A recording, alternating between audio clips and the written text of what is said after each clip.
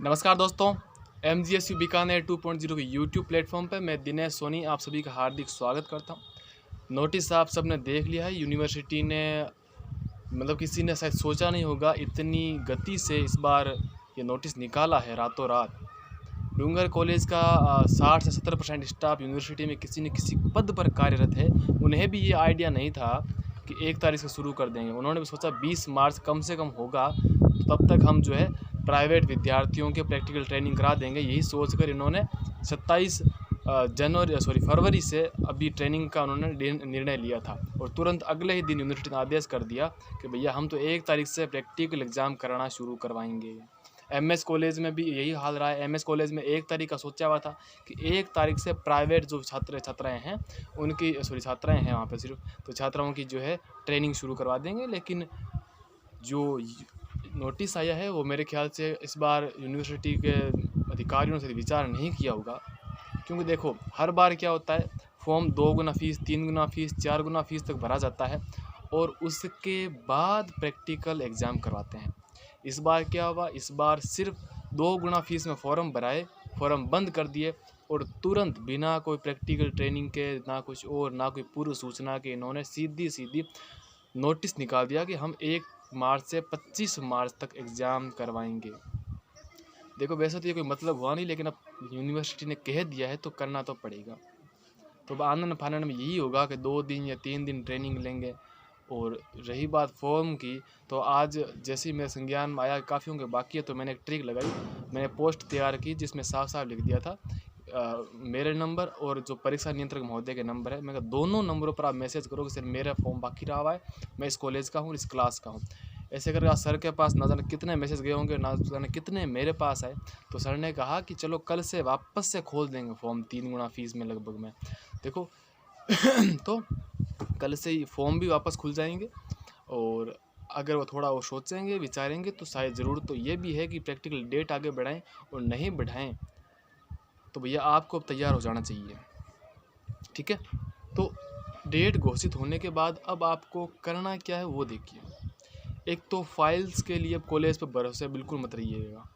जो non collegiate छात्र छात्राओं को कॉलेज अपने भरोसे रख रही थी कि हम ट्रेनिंग क्लासें करवाएंगे, हम बताएंगे कैसे करना है, तो अब कॉलेजों ने हाथ खड़ा कर दिया कि अब वो भी एक ही बात करिए, फटाफट फाइलें रेडी कर लो जैसे तैसे। अब फाइलें आपको रेडी करनी है। फाइलें मिलें कहाँ से? वीडियो के डिस्क्रिप्शन में टेलीग्राम का लिंक डाल दूंगा, उसमें मैंने डाल रखी है सारी वो फाइलें। कुछ फाइल्स हमारे पास आई नहीं थी तो हम डाल नहीं पाए। दूसरी बात ये भी रिक्वेस्ट है, अगर आपने कोई फाइलें बना ली है तो उनको PDF फॉर्मेट में बनाकर मुझे व्हाट्सएप कर दें, ताकि मैं उसे टेलीग्राम पर उस ग्रुप में डाल पाऊँ और लोगों को मिल पाए वो फाइल्स। चलिए अब प्रैक्टिकल के लिए आपको प्रैक्टिकल एग्ज़ाम के लिए तैयार कैसे होना है उस पर बात करते हैं। देखिए मैंने आपको एक वीडियो बनाया था दिनेश सोनी सर नाम वाला जो दूसरा यूट्यूब था, उस पर मैंने बता रखा था कि केमिस्ट्री प्रैक्टिकल एग्ज़ाम कैसे होती है। करीबन मेरे ख्याल से 14-15 मिनट का वीडियो था, उसमें मैंने डिटेल से बताई है सारी की सारी प्रक्रिया। एक तो वो वीडियो आप ज़रूर देख लें, उससे आपको आइडिया हो जाएगा कि प्रैक्टिकल एग्ज़ाम की क्या प्रक्रिया रहती है। दूसरा, जो नियमित छात्र हैं उनके पास देखिए कोई ज़्यादा मौका नहीं होता है। प्राइवेट वालों को फिर भी ये टीचर समझ लेते हैं कि उनको पूरा साल करवाया नहीं गया है, तो थोड़ी सी उनको ढिलाई दे देते हैं, लेकिन रेगुलर जो विद्यार्थी है उनको ढिलाई नहीं दी जाती है। तो रेगुलर विद्यार्थी खास करके इस बात का ध्यान रखें कि जो आपकी फ़ाइल्स हैं, जो आपने फाइल्स बनाई है, उनको आप अच्छे से याद कर लें।